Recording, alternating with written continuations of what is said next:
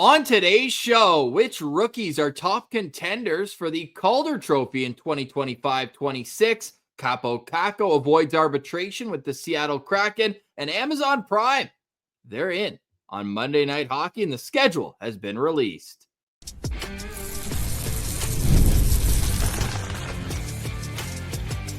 You're Locked On NHL, your daily podcast on the National Hockey League.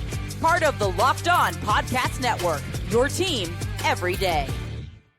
Hello and welcome inside this Wednesday, July 23rd edition of the Locked On NHL podcast. I'm Ross Levitan. You can find me 5 days a week over at Locked On Ottawa Senators. I'm with Mike DiStefano from Locked On Toronto Maple Leafs. And today's episode is brought to you by GameTime. Download the GameTime app, create an account, and use code LOCKEDONNHL for $20 off your first purchase. Terms apply. Mikey, it's been a season and off-season full of speculation. Arbitration cases are next, but in one case, there will be none. Kako Kraken agrees to terms on his contract. Are you surprised at all at the numbers here? Because at first glance, I was like, yeah, that's a pretty hefty paycheck here. Yeah, I thought the same. And you know, it's only just because Kako Kraken just has not really turned into the player that I think we all expected him to when he was taken second overall in the 2019 NHL draft. And he's coming off a we'll call it a career best season, I suppose, in terms of numbers. He did have 44 points in what he plays, 79 games split between the Rangers and the Kraken. But he did kind of start to look like a decent player, a middle six guy at the very least, when he got to Seattle. Ended up with 30 points in 49 games, was scoring a little bit. So they clearly saw something in him in Seattle where they said, okay, we still think that there's a player in here, like a good power forward who can really take the puck to the net and maybe be a 25, 30 goal scorer. So if you're a 25 goal scorer, makes sense to pay someone $4.5 million.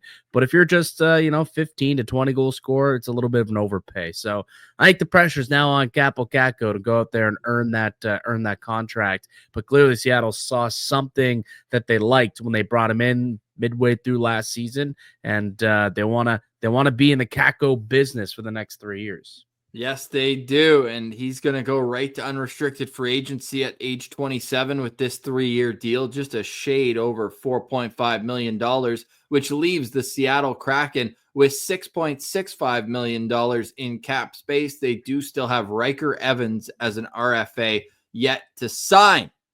Another RFA defense in the minors as well, but that's really the last piece of business that the Kraken have to do. What do you think about this Kraken roster? Are they better? They obviously had that round 2 playoffs in their first year. They were looking to build off of it, and hasn't quite been the case.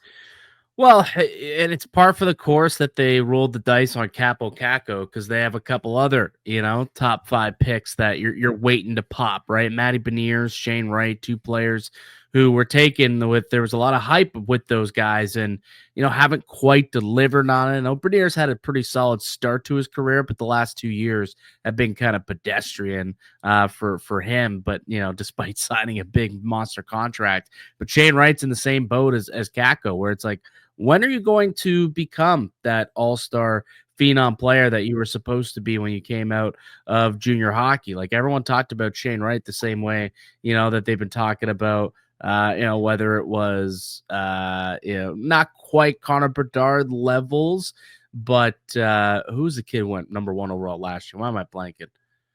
Oh, Macklin Celebrini? Celebrini, yeah. Like Shane Wright had like similar hype to like a Celebrini, I think, like in that kind of realm. And he has not turned out to be that. So for these guys, really, it's about like, can those young players take that step, right? Can Matty Beniers be a top line player? Can Shane Wright be a second line center, right? That'll kind of slot Chandler Stevenson perfectly as kind of that 3C. Can they get a little bit more out of that Kako Kraken?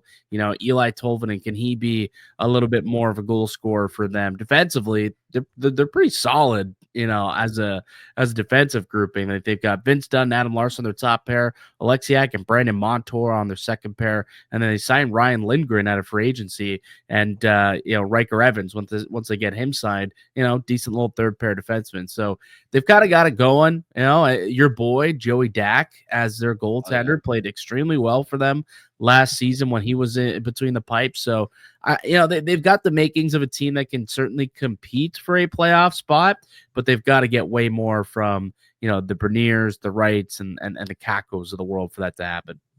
And we'll see if it happens for them in the Pacific Division, where anything is possible after the first three. Similarly to the Atlantic Division, where it's been Toronto, Florida, Tampa, the top three over the last few years. It's been Vegas, LA, and Edmonton.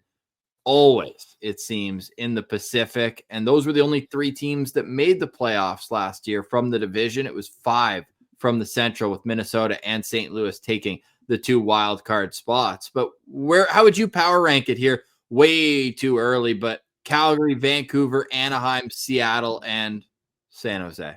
Oh, okay. So right off the hop, I guess like Edmonton and Vegas are at the top for me. Probably Vegas, then Edmonton if I'm power ranking. So I go Vegas, Edmonton. It gets tough here. Like if Pettersson can get back to being Elias Pettersson, I do think the Canucks with a healthy Thatcher Demko can be that third team there in the Pacific. I was a big fan of what LA.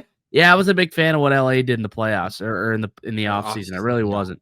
I think they got older and slower, and I don't know. You also have Doughty getting older and slower. Well, I heard that Jordan Spence trade just kind of ruined it for them. Yeah, that's what I hear too, right? Like moving him out definitely going to hurt them, that's for sure. But yeah, like I think Edmonton and Vegas are kind of 1-2, and whatever. LA, Vancouver 3-4, however you want to slice it. And then Calgary, I guess, comes in at 5, and those other 3 teams, Seattle, Anaheim, San Jose, they can finish in any which way, and it wouldn't surprise me. Okay, well, I'm on the Anaheim train to a certain extent here, as I have for the last number of years, because I believe in Lucas Dostal as probably one of the better goalies of all those teams that we've talked about. Dustin Wolf would have something to say. I just don't trust Thatcher Demko can stay healthy. But if he can, he's obviously a great goaltender as well. Joey Decord, he had an unreal 2 seasons ago, and he was good last year. I think for him, Seattle needs to help him out a little bit more, and those numbers will improve. So it'll be a fun test. I think the Central is definitely the stronger division, but that doesn't mean that it makes it more fun. I think we could have a real race to the finish in the Pacific beyond the top tier. There's some of those teams we mentioned that are really going to need rookies if they want to get to the next level, whether it's Beckett Seneca jumping into the Anaheim Ducks, whether it's Michael Misa making the San Jose Sharks. Who are the rookies that are most likely to compete for the prestigious Calder Trophy? That conversation is next. You're listening to Locked On NHL, your team every day.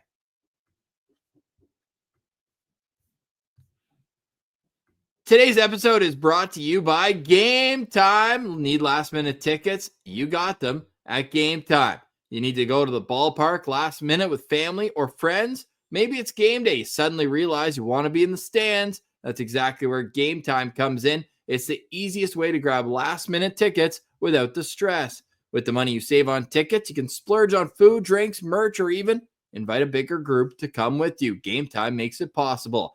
GameTime makes buying tickets fast and simple. Prices on the app actually drop closer you get to first pitch. And they've got incredible last-minute deals, clear seat views, and the lowest price guarantee, which takes the worry out of buying. Take the guesswork out of buying tickets with GameTime. Download the GameTime app, create an account, and use code LOCKEDONNHL for $20 off your first ticket purchase. Terms apply. Again, create an account and redeem code LOCKEDONNHL. That's LOCKEDONNHL for $20 off. Download the GameTime app today. Last minute tickets, lowest prices, guaranteed. Welcome back, Locked On NHL, your team every day. I'm Ross Levitan from over at Locked On Ottawa Senators. With me is Mike DiStefano from Locked On Toronto Maple Leafs. You can go check out all 34 shows on the Locked On NHL network, wherever you get your podcasts, including on YouTube. If you're new to what we do here on Wednesdays, something we love to go back to is draft style content. We love getting a little competitive. Can't believe you took that guy. I get the guy I wanted 5 picks earlier. And today we're doing it with the Calder Trophy. And we're going to be working our way through whether it's awards or breakout players potentially throughout the rest of the summer here on the show. So we're going to do 2 defensemen, 3 forwards, and a goaltender each. But we're not going to focus on positions. If you take 3 centermen, we're not going to hold that against you. You can vote down below in the comments on YouTube. Mikey, you want to go first, pal? Oh, you're giving me the first overall pick, are you? Okay, I'll take the first pick. I'll take it. You know what? Give me Ivan Demidov, who is the favorite to win the Calder. But you saw the fanfare around Montreal last year. The kid's good. Kid was a stud when he was over playing in Russia, and he came over and he contributed right away. Scored a goal in his first game with Montreal. So I think Demidov, they're going to give him an opportunity to be a stud, to be in a role to excel. I'm going to take Ivan Demidov my first pick. Yeah, I think there's just a perfect fit with Suzuki and Slavkovsky if they want to move Caulfield to get a little bit extra scoring depth down the lineup and then have more of a playmaker to go along with that. Yeah. But he's going to be a top 6 player no matter what. Let's put it that way. And I mean, the other option would probably be having him on a line with Patrick Laine, who's the shooter. And if Demidov can get it into his hands, that there you go, buddy. He's going to put some points up. Take the puck. Yeah. Rip it. No, I agree with that. He had an electric debut, and I know the playoffs didn't go the way he or the Habs would have liked. No goals, 2 assists, -5 in 5 games, but that's quite the welcome to the NHL moment. You're going up against the Eastern Conference champs, the Washington Capitals, in that series, and the culture shock and all that went along with it. But great pick. I agree with you that Ivan Demidov is the number 1, and it's not even close on FanDuel, where it's +280 for Demidov, and the next player is +1,000. Yeah. That's outrageous. That's big. That is massive. But how much of that is Habs fans hammering it? It could be money related. Like, it definitely could be money related as to why it's there is such a big, space between first and second. But still, I think that also just goes to show that the books believe that Demidov could actually do it, right? Yeah. Like, so, or else they would keep the odds a little juicier and allow more people to bet on it. But yeah, I still think that Demidov, he's the favorite to win the Calder. I think he's most likely to win the Calder. He's probably the one that has the most, I would say, like, solidified role among all rookie contenders. Doesn't mean someone can't come and blow us out of the water and, figure it out and have a great season. Happens all the time where players come out of nowhere and become Calder contenders. But as of now, before the puck drops to start the year, I think Ivan Demidov is the likely favorite. Yeah, he's a likely favorite, but I have a player on the board here that I still really believe will put up an enormous amount of points, and it's a player that just got traded. Ike Howard will be my first pick here. If you go to the projected lines for the Edmonton Oilers, it's Ike Howard, Connor McDavid, and Zach Hyman as a first line. I think he's going to get points by association. He also won the Hobey Baker. It's not like this guy is going to be a pylon and just kind of plow to the net and touch the puck and it's in. He's got real legit skill. And I think when a player pulls the card that he did, kind of like Cutter Gauthier, not to the same extent, actually pretty similar. Telling the team he wasn't going to sign, first round pick, bit different, 6th overall versus a late first round pick, but you've put a microscope on yourself. So I think that adds pressure for him to come out of the gate humming. And I think he's going to get the opportunity to do that. So Ike Howard will be my first pick on FanDuel. He's got the 4th best odds at plus. I think they're plus 1,500. Correct. Yeah. It's an interesting pick. I've got him on my list, but I didn't have him that high. I didn't have Ike Howard that high. And are we snapping back and forth, or is it snake style? No, we'll snap it back and forth. I mean, it's not. So no advantage for the team that didn't get the first overall pick. Okay. Correct. You gave me a first overall pick, so I don't know. I don't know what to tell you, buddy. I don't know what to tell you. All right. All right. Coming in with my second selection, I guess I might as well go with a guy who I also think will make a splash here and will have some decent, opportunities with this team.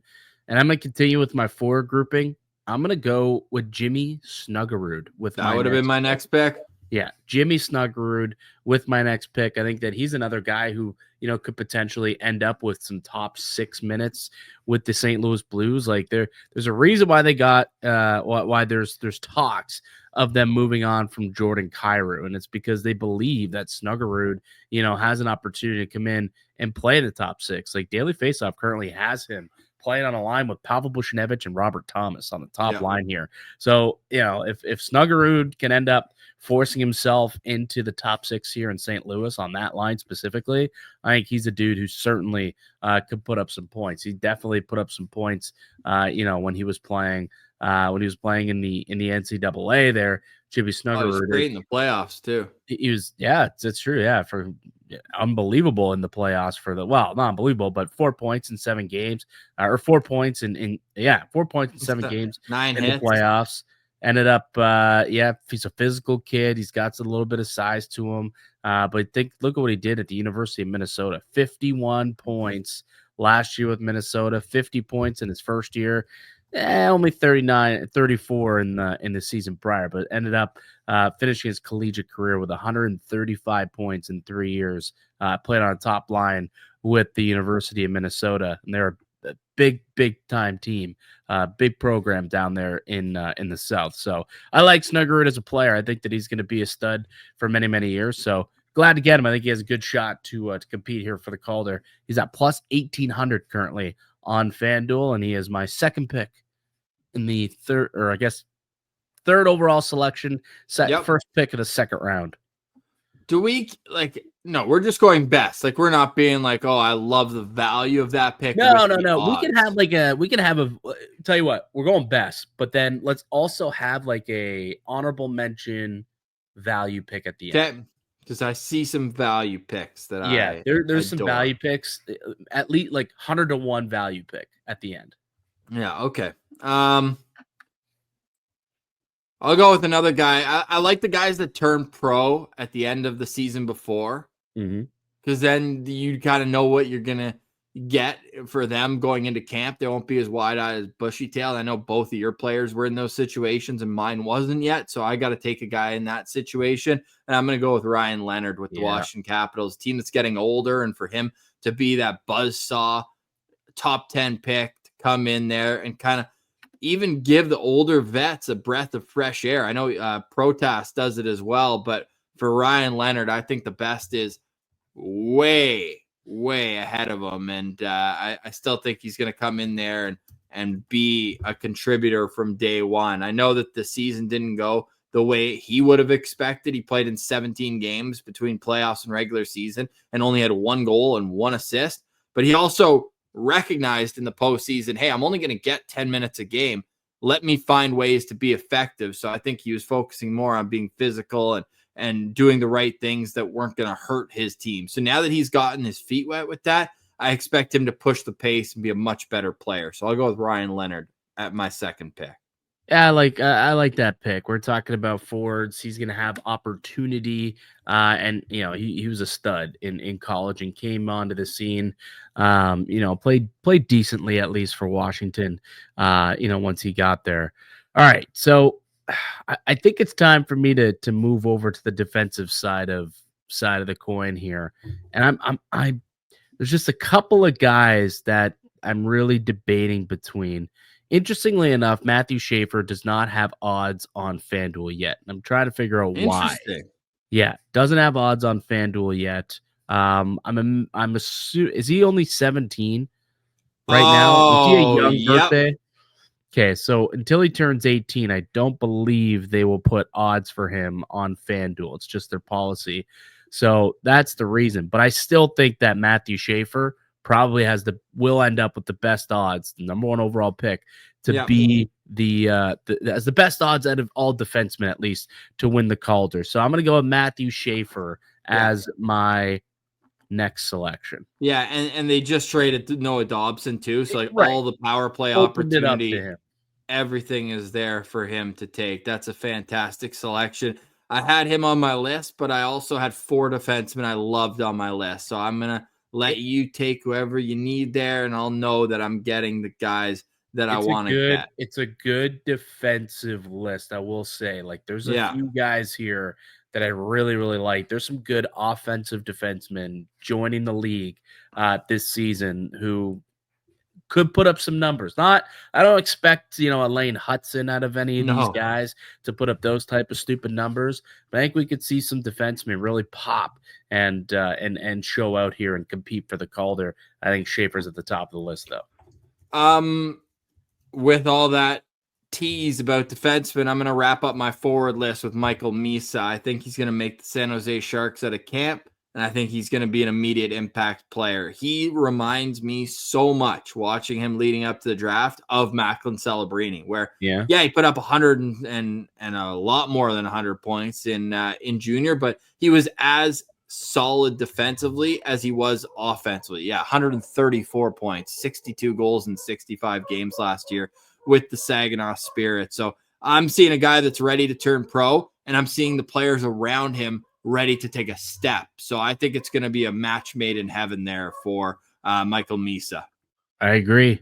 He was the next player on my list also. It's a solid pick. That's now, like, we've taken, 5 forwards now? Have 5 forwards gone off the board? Yeah. And those are the 5 top forwards that I had on my list on my draft ranking, my draft board. Hell so yeah. We're kind of thinking along the same lines here, but it's gonna be interesting, man. Like, that if Misa can turn into the player that he's expected to become, I guess. Which, again, they're all prospects. You never know. They've got themselves quite the kind of 1-2 punch there in Celebrini and Michael Misa for many years. I like what they're building in San Jose. They're so good, man. And they have all these like different types of players and prospects too. Yeah, they do. So I think that they'll be able to kind of compete. Like, they've surrounded them with some decent, veterans. Like, they've got Tyler Toffoli, who can obviously play, and he's still a very effective goal scorer. They went out and they picked up Jeff Skinner, who's been around the block for a little bit, but they grabbed a veteran. Philip Kurashev they signed in the offseason as well. John Klingberg and Dmitry Orlov on the back end to kind of help some guys out there.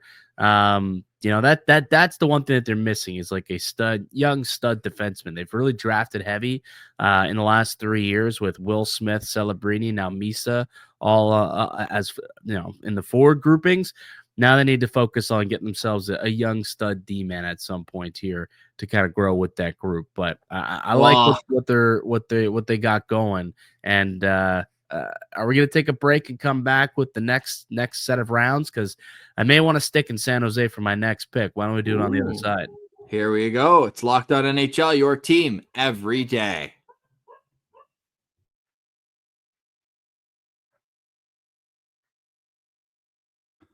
Welcome back. Locked On NHL, your team every day. We're drafting our squads of the highest probability for the Calder Trophy. Goes to the best rookie in the National Hockey League. My squad so far includes Michael Misa, Ike Howard, and Ryan Leonard. Whereas we've got Ivan Demidov, we've got Jimmy Snuggerud, and Matthew Schaefer on Mikey's team.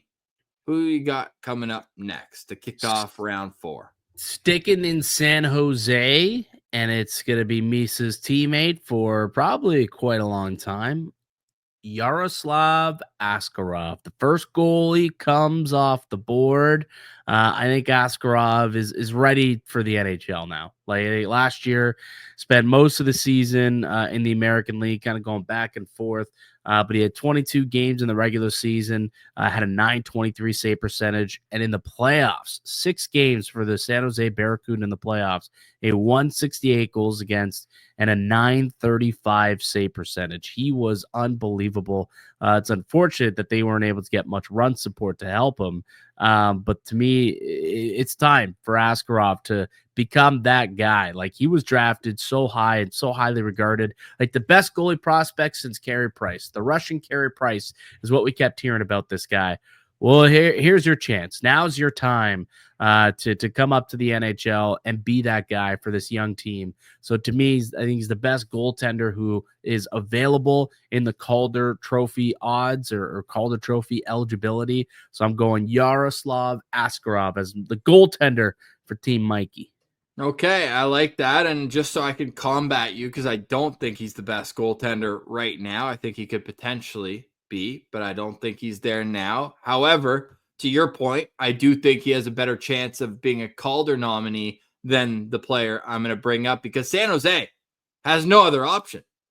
San Jose got Alex Nedeljkovic as their only other goalie. Exactly. It's like opportunity, just based on Of pure course. opportunity. Like it's time for Askarov to be the guy. Like they didn't go out and address the goalie position this summer because they're ready for him to take that next step. And both of their AHL goalies are 24, 25 with zero NHL experience. It's not like a Detroit Red Wings situation with Sebastian Cossa where they just keep going and getting every veteran quadruple A. Maybe they'll be NHL goalies. Maybe they won't to block them. But Yeah.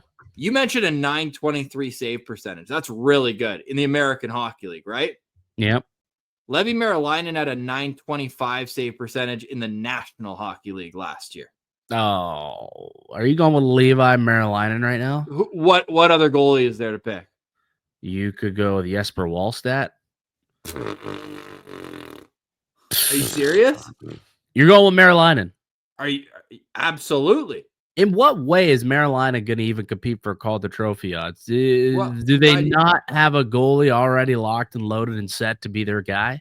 Yeah, they do. And Linus Ullmark historically has not been able to play more than 50 games a season. Last year he played 44. The year before he played 40. The year before he played 49. The year before he played 41. That's a lot of other games. And with Anton Forsberg gone, Levi Merilainen is the guy. The guy had 3 shutouts last year in 11 games, and he would have had a fourth. It took an overtime goal from Alex Ovechkin to win a 1-0 game. I know he had a really good, like when he went there, he had a solid small sample size. I wouldn't even say solid. I would say like Hamburglar-esque. He won was. them multiple games. But like small sample size, Ross. Yeah, very 11 small games. sample size. Yeah. Sure, go ahead. In his last game, and then got sent down. You could take him. He wasn't even on my list. On my list. It's opportunity for me. You had your goalie. Sure, but like even if you took Askarov, Merilainen was not going to be the goaltender I selected. That's wild. What, a 199 goals against, 925 save percentage doesn't do it for you? I mean, I can give you a handful of goalies who've had that stat line in an 11-game sample size and have turned out to be absolute duds. All right. I mean, last year, he also had a .913 save percentage in the American Hockey League on a bad team with 4 shutouts down there. So in overall, he had in 49 games, he had 7 shutouts and 1 game where he allowed the only goal in overtime. So a shutout in regular game. He's a stud. He also at age 20 led the Finnish Elite League in shutout. So this guy's got a history of doing 8 shutouts there in 42 games. So I'm happy with my pick. And I think my argument more so why he should be on this list over Wallstedt, who I think had a horrible year last year. I don't think he's even close to the goalie as Merilainen and only 1 year younger, is the fact that Linus Ullmark has yet to show that he can be a 60-plus game starter. So he's going to need to ride his backup, and with Forsberg gone and Merilainen's on a one-way ticket, he's gonna be the guy who gets that chance. Okay, you're up, and you've got still 1 defenseman and 1 forward to do, and I've got 2 defensemen. Yes. All right. Well, so I'm going to wrap up what I got cooking on defense, because I do believe that there are 2 top defensive guys here. There are a couple of players, but I think that Zeev Buium, is that how it's pronounced? Buium. Wow. Buium. It's not a word or a name that I'm reading too well, often. It's a name people are going to get used to pretty quickly here, because he's won everywhere he's been. He's won the World Juniors twice. He's won the NCAA championship. He's won the World Under-18s, and he's even got a World Championship gold medal as Team USA ended that slump. He was on the team there. Yeah, he's a stud. And he's produced everywhere he's gone. Like, you look at what he's done the last 2 seasons since going to college at the University of Denver. 50 points in 42 games in his freshman season, 48 points in 41 games in his sophomore season, and then came up and got his cup of coffee in the NHL last year. Played with the Wild throughout the playoffs. Ended up playing 4 games with them. Picked up an apple in that time. But like, this guy's a point scorer. He can put up offense, and has an opportunity. Like, you look at Minnesota, like, he has opportunity to play in the top 6 right away, and he has an opportunity to also potentially steal away some power play time as well, I think. So you get a defenseman who will play in your top 4, who can get some power play time.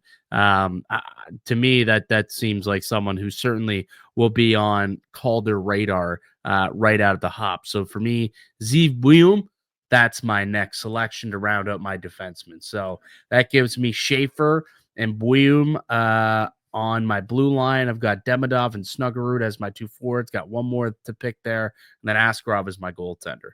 Yeah, nice squad. I'll go with Alexander Nikishin. My only worry there is that the Carolina Hurricanes are kind of stubborn with their defense, and they have their guys that they can rely on quite a bit. Now, Brent Burns did open up a spot, but Nikishin's a left shot defenseman. And if you look at the Hurricanes back end, Orlov was kind of in a situation when he was there where he's like, what the heck? There's no real chance because they've got Slavin, and then they replaced Orlov's spot with Keandre Miller, a left shot defenseman. So opportunity is the only reason why Nikishin is not higher on this list. He was already been the captain of SKA, the St. Petersburg team in the KHL. He was widely considered one of the best players outside the National Hockey League. He also has the advantage of age in the Calder Trophy race. He's already 23 years old. Has what? Let me actually get this number. He has, like, he even got into 4 playoff games, 1 against Washington and 3 against the Florida Panthers. But yeah, this guy's got 288 KHL games under his belt. Like, he's going to come in much more mature than these 18, 19-year-olds we're talking about.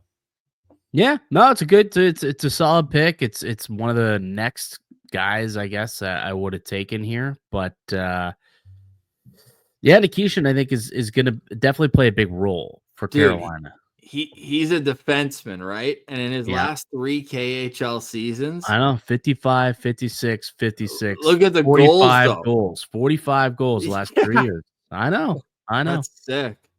I know. We'll see if he gets that opportunity in the NHL, though. And he's a big boy, 6'4", 216. So yeah, I will say, though, with Brent Burns gone, it does open up an opportunity for someone to kind of slot in and take over as that, as that offensive. Yeah, they don't really have a very power play guy other than Gostisbehere. Like, they don't have like a pure offensive defenseman. Yeah, I mean, yeah. With Gostisbehere kind of can't be that guy. Yeah, he's Andre Miller's got some offensive touch to him as well, but yeah. Nikishin will have an opportunity for sure. All right, next, my final pick, Matthew Savoy. Taking Matthew Savoy, the Edmonton Oilers. He's plus 3,500 right now over on FanDuel. But I think that Savoy, there's opportunity for him to play in the top 6 and be on a line with one of McDavid or Draisaitl. So you're sitting next to McDavid and Draisaitl. I'm able to get this player this late in the draft. This is a steal for me, an absolute steal. And Stan Bowman even came out and said in his end of year press conference that he believes, he said, quote, I think Max Savoy is probably poised to take a big step this year. And he's a guy who played well in the minors last season, had 54 points in 66 games as a rookie in the American Hockey League. And he can come up next year at age 21, going to be 22 midway through the year. I think Savoy also due for a nice little season. He can really shoot the pill. He can score. He can make plays. So Matthew Savoy gets my final pick here to round out my team.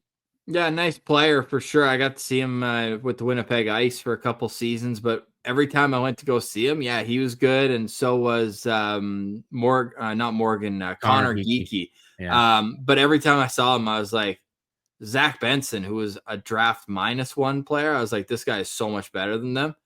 And I feel validated because he's already in his second NHL season with the Buffalo Sabres. But yeah, great pick, and it'll be interesting to see the internal battle. And I know one's left shot, one's right shot in Ike Howard and Matt Savoy. But if there's enough opportunity for both of them to be eating with the big dogs, and if one will supplant the other and take control of those extra minutes now that they've had to move on from a lot of their veteran players. I like that, and I am between two players for my final pick on the back end, but the heart wants what it wants, and that means that I'm going to have to go with Zane Parekh.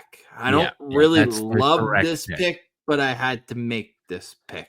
Why do you Zane love that Parekh, pick? to me, I feel like Parekh is going to be at his best when he's not the greatest skater, but he's so elite with his offensive instincts.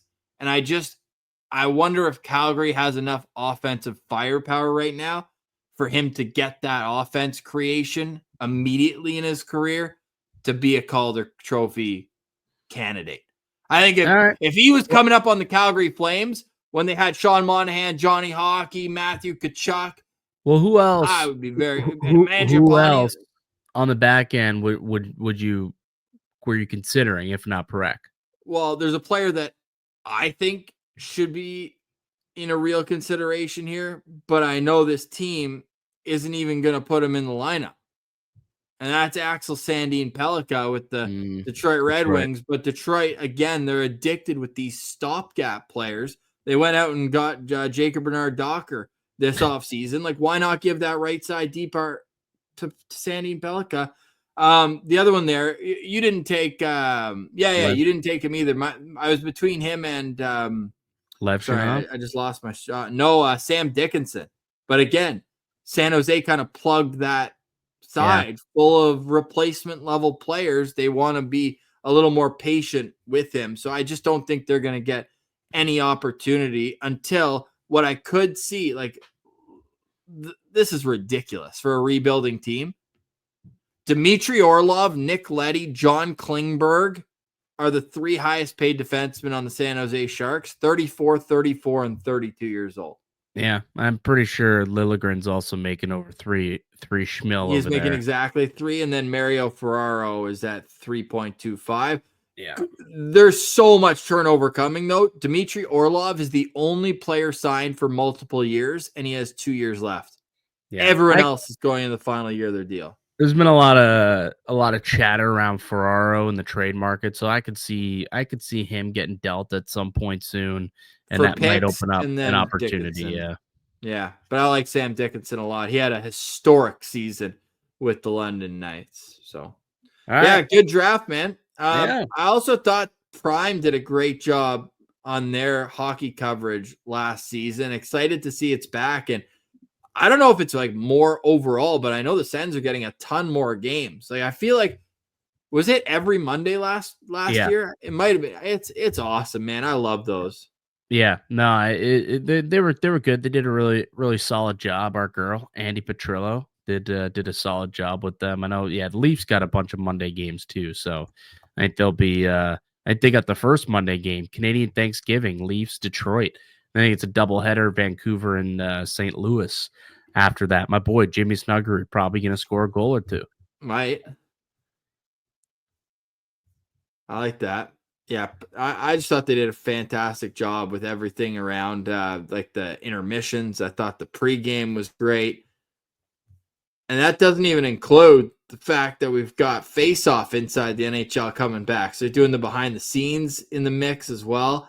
I'm thrilled with what their coverage has looked like this season. And yeah, double header to start, and then it's just a single game every single Monday up until March 16th, where they'll get another double header. Of course, there's no Sens Leafs games on here because Rogers would like to keep those for themselves over at Sportsnet, unfortunately. But 6 times the Leafs will be on it, and 6 times the Ottawa Senators will be on Prime. I always look forward to these games. I think John Forsling does a fantastic job calling the games, and they've added some great analysts. We had Thomas Hickey on our show. We had Jody Shelley on as well. Andy Petrillo, who we both know well from TSN. She does a great job with the sideline reporting or rinkside reporting. Yeah, they've just got it figured out a lot more than some of the other. I think the other networks could learn a lot from them. I'll put it that way. Yeah, I don't disagree, buddy. Don't disagree. We'll see what they can get cooking for us next season. Yeah, which game are you most excited about? I'm looking at the schedule right now. I'm between.